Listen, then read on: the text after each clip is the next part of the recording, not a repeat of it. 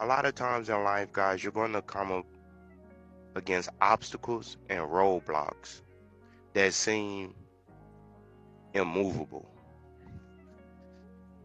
And most people, since we're human, we have a tendency to get stuck, to complain, to withdraw, and to experience what many would call circular logic, where instead of focusing on the problem, we just, instead of focusing on the solution, we just keep circling back to the problem. Small baby steps. Okay, first, I'm going to wake up at an appropriate time. After I wake up and at an appropriate time, I'm going to start my day. The hardest part of any day is getting started. Usually, guys, as we're coming down to the end of the year, most of us started the year off with some really big goals. So, for those who manage to keep those goals intact, is because they follow baby steps through the course of the year. So I want to tell you, if you're going through something right now, don't give up.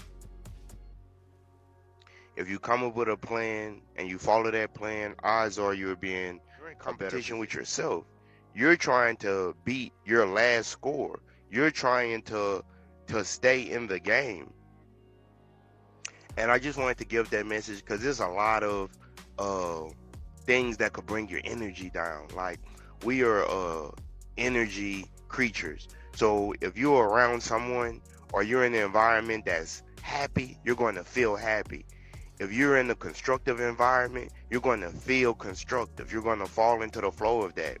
Simultaneously, if you're in the environment that's draining your energy, if you're in the environment that's pulling you down, if you're around people that's always talking negatively, and you're going to feel that energy. So it's important to always remind yourself why you're here and what you're here for and what you want to accomplish and how you're going to accomplish it. And it's important to take baby steps towards those goals. That this is just going to turn up the volume on the amount of hate and the amount of mass pew pews that you see out here is going to put the battery in a lot of people back to spread violence.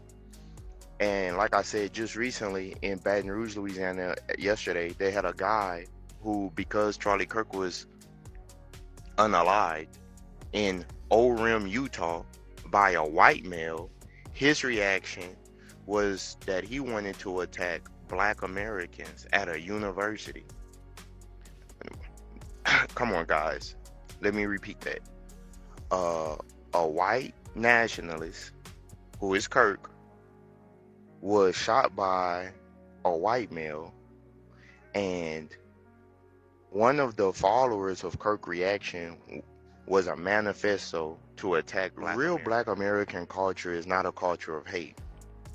If you look up our history, our culture, we are a culture of resistance, a culture of love, a culture of wanting people to be better, wanting to strive for greatness, overcoming obstacles. We're not a culture of hate.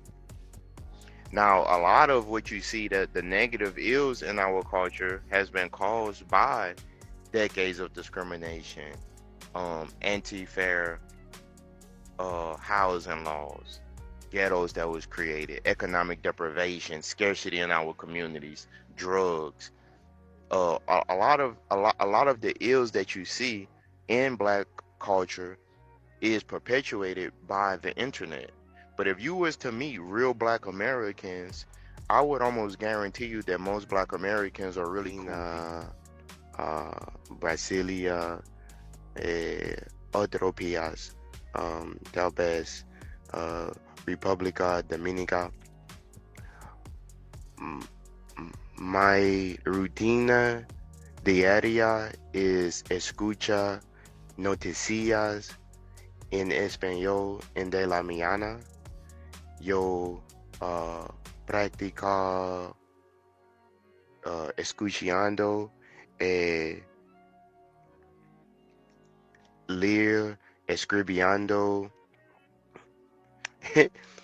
Ahora yo practicar español hoy día por 3 o 4 horas.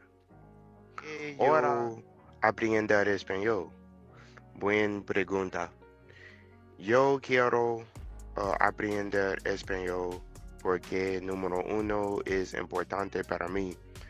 Un día yo quieres hablar español fluida. Número dos,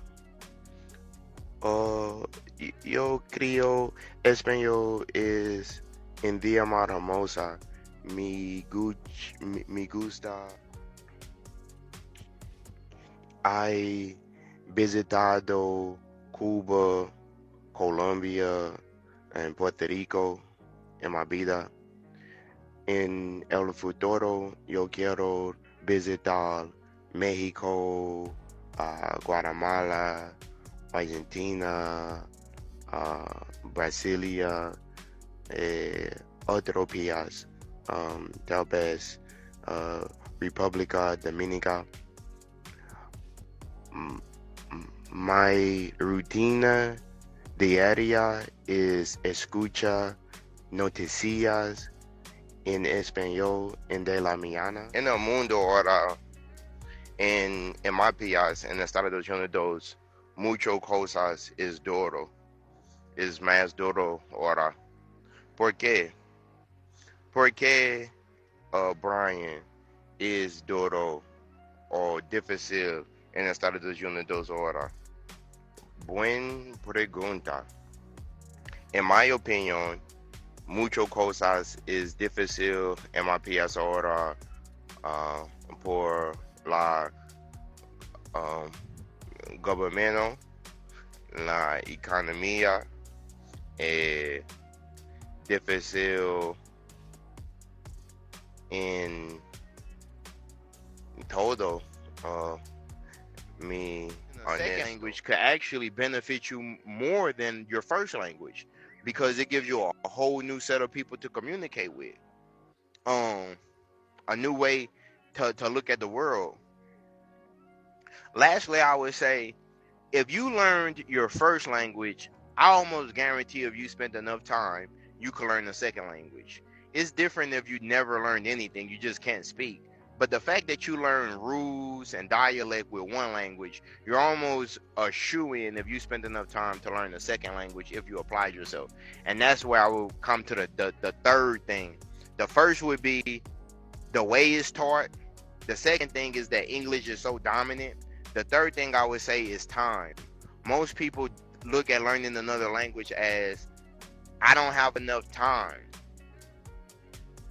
But what they don't realize is that they do have enough time. I'm practicing on my intensity, and I have immersion. I have immersion because I travel a lot. So I got native speakers like Gino, my girlfriend Delanise, who's Cuban. Ella is a Cubana, where I could speak with. And Delanise has helped me. So the people, I want to shout out the people that's helped me. I'm sorry, it's some bugs out here.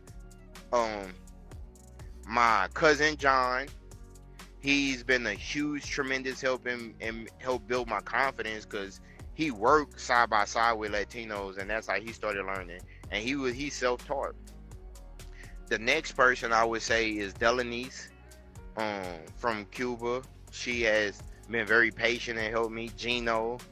And I would also like to shout out the people that's on my I have the problem with the American school system is we teach facts in every subject, but we don't teach context. Context is how we learn, really. We don't learn a lot of context in anything. The problem why a lot of people struggle with math, they learn facts about math, but they don't learn how to use it contextually. They don't give you a lot of context. So you're taking a geometry class or a trigonometry, a statistics class, but you're just learning a bunch of facts. You're not actually using context on how to apply this in the real world. That's where people struggle, and that's why people say, "Well, what's the point of me learning?" A lot of Americans struggle to learn a second language because the way that we're taught in school is not really productive. Now, I've been on the journey of learning my second language, which I would say is Spanish.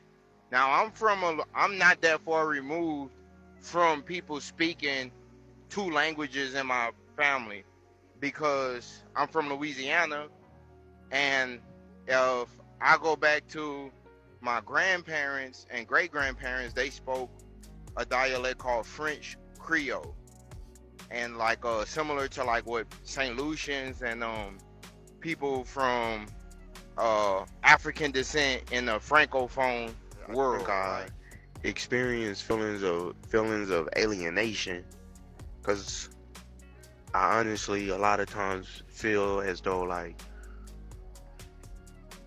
most people can't really relate to me, like the way the world is very much so right now like anti-family, anti-community, very much so based on individualism.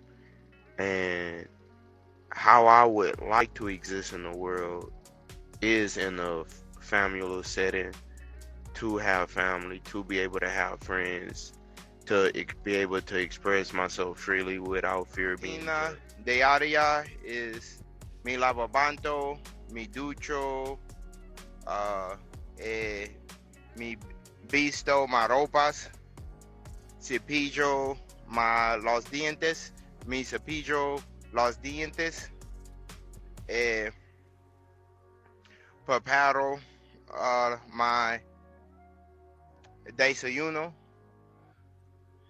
mi quiero todo simplemente el café, manzana, en de la mañana, empienzo mi trabajo a las 6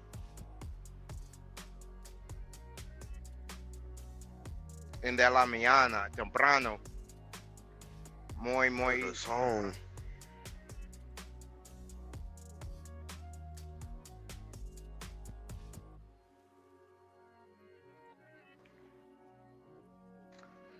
that I used to listen to.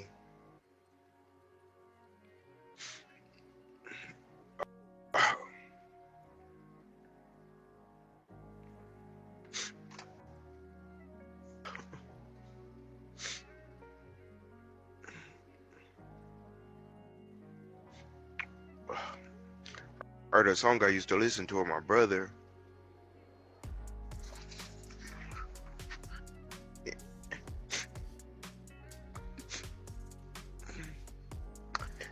Siento triste hoy pensar mi hermano. Mi hermano estuvo nombre a Omar. Omar is no aquí.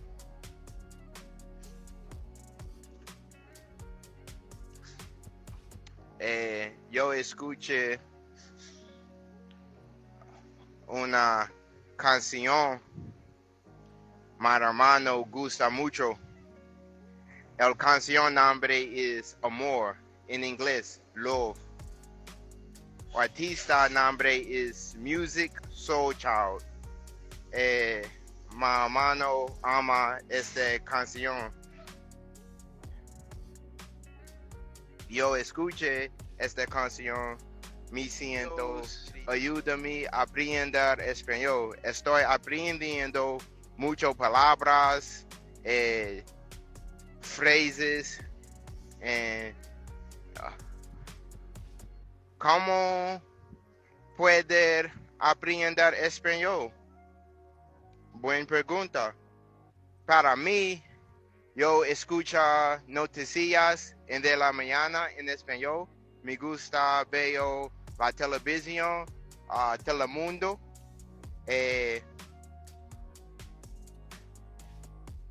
También yo hablar con my amigas. Tiene un amigo en Colombia. El nombre es Gino. Gino is muy inteligente.